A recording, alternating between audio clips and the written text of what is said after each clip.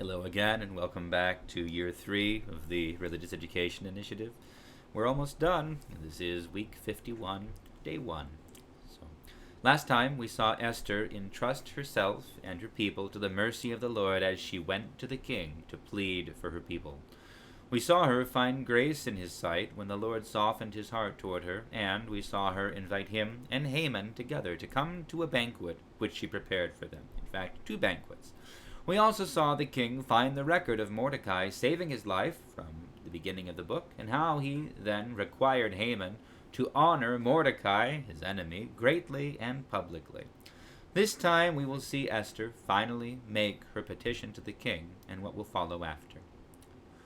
While they were still talking with him, the king's eunuchs arrived and hurried Haman off to the banquet that Esther had prepared.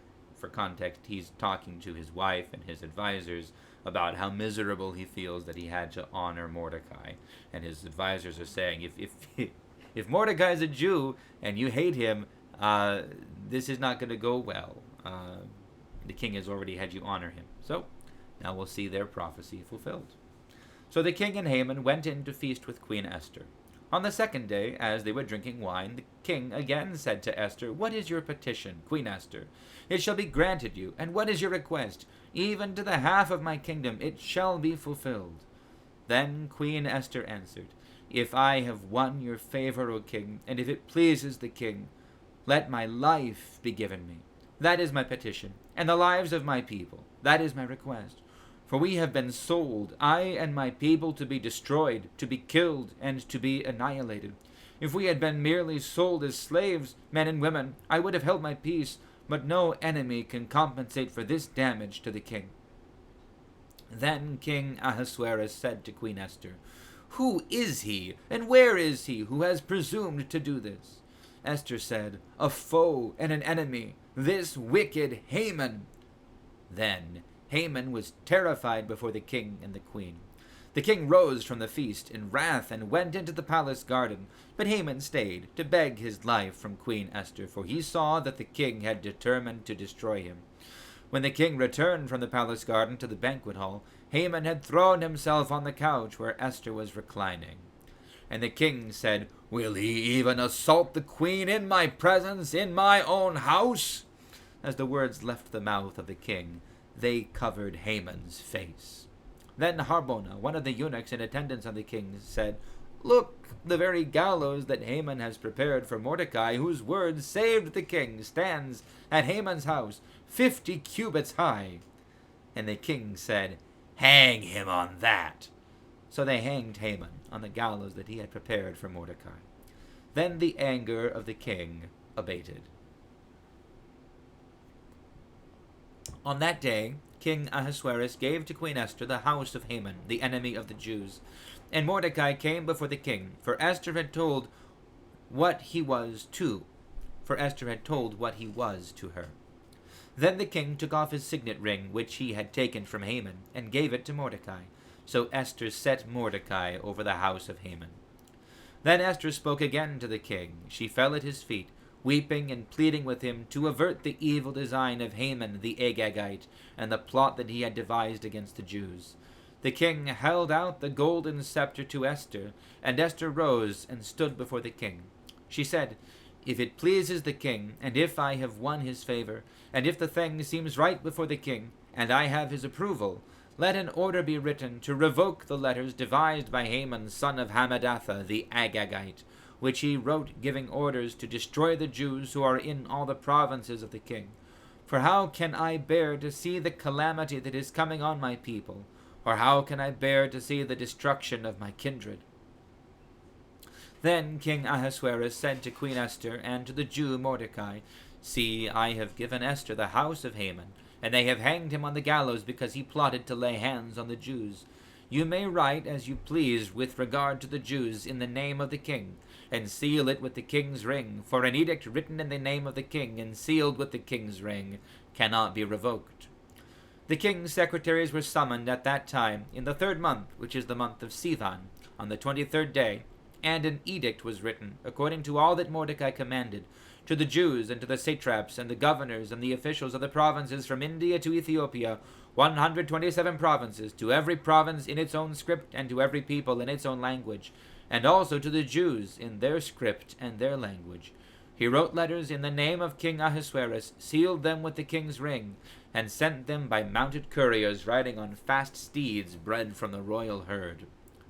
By these letters the king allowed the Jews who were in every city to assemble and defend their lives, to destroy, to kill, and to annihilate any armed force of any people or province that might attack them with their children and women, and to plunder their goods, on a single day throughout all the provinces of King Ahasuerus, on the 13th day of the 12th month, which is the month of Adar. The following is a copy of this letter.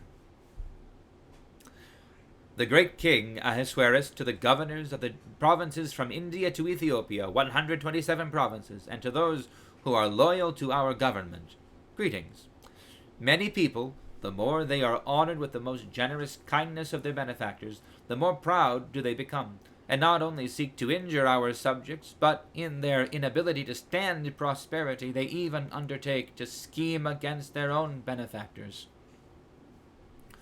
They not only take away thankfulness from others, but carried away by the boasts of those who know nothing of goodness, they even assume that they will escape the evil-hating justice of God, who always sees everything. And often many of those who are set in places of authority have been made, in part, responsible for the shedding of innocent blood, and have been involved in irremediable calamities by the persuasion of friends who have been entrusted with the administration of public affairs, when these persons, by the false trickery of their evil natures, beguile the sincere goodwill of their sovereigns. What has been wickedly accomplished through the pestilent behavior of those who exercise authority unworthily can be seen not so much from the more ancient records that we hand on as from investigation of matters close at hand. In the future we will take care to render our kingdom quiet and peaceable for all, by changing our methods, and always judging what comes before our eyes with more equitable consideration. For Haman, son of Hammedatha, a Macedonian, really an alien to the Persian blood, and quite devoid of our kindliness, having become our guest, enjoyed so fully the goodwill that we have for every nation, that he was called our father, and was continually bowed down to by all as the person second to the royal throne. But, unable to restrain his arrogance, he undertook to deprive us of our kingdom and our life, and with intricate craft and deceit asked for the destruction of Mordecai our Savior, and perpetual benefactor, and of Esther, the blameless partner of our kingdom, together with their whole nation. He thought that by these methods he would catch us undefended, and would transfer the kingdom of the Persians to the Macedonians. But we find that the Jews who were consigned to annihilation by this thrice accursed man are not evildoers, but are governed by most righteous laws, and are children of the living God, most high and most mighty, who has directed the kingdom, both for us and for our ancestors, in the most excellent order.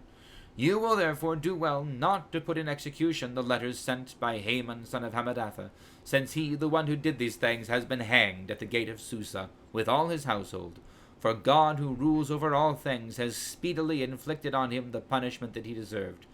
Therefore, post a copy of this letter publicly in every place, and permit the Jews to live under their own laws, and give them reinforcements, so that on the 13th day of the 12th month, Adar, on that very day, they may defend themselves against those who attack them at the time of oppression. For God, who rules over all things, has made this day to be a joy for his chosen people, instead of a day of destruction for them.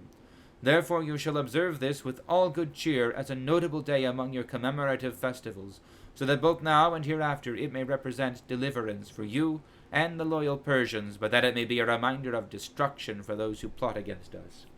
Every city and country without exception that does not act accordingly shall be destroyed in wrath with spear and fire. It shall be made not only impassable for human beings, but also most hateful to wild animals and birds for all time. So, we see here almost the conclusion. We have just the wrap-up to come. We see Haman go from being the king's chosen to being hung immediately, when it turns out that he has been plotting the destruction of even the queen, the beloved of the king. We see God's hand working in everything that has come to this point to save his people throughout the Persian Empire.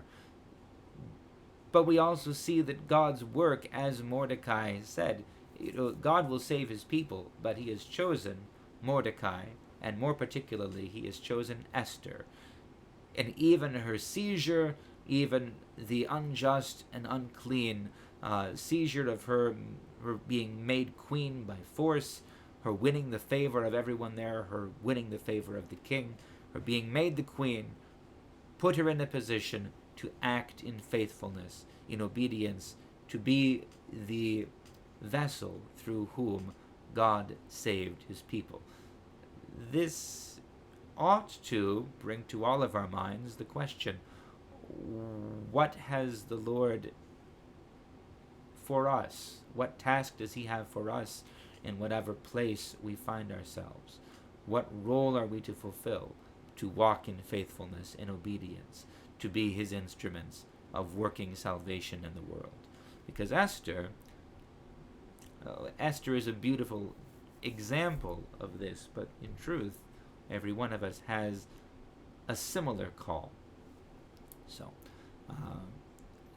as a final note, the letter that is sent is interesting because it basically has to say, whoops, we made a mistake with the first letter, but say it in a way that that doesn't make the kingdom or the king look flighty and foolish. So we see an enemy, a known enemy of the Persians, the Macedonians, or the Greeks there, being blamed for it. Whether Haman was actually a Macedonian or not is not entirely clear. I'm not aware of any other association between the Amalekites, the Agagites, and the Greeks or the Macedonians as such. But what we see is the king basically saying, I got it wrong completely. I am really concerned about your well-being, though, so ignore the first letter, pay attention to this one. Defend the Jews, help them, don't try to kill them with those who are their enemies. So, I think that's enough for today. So God bless you all. We'll see you for day 2, and then we'll finish the story next week.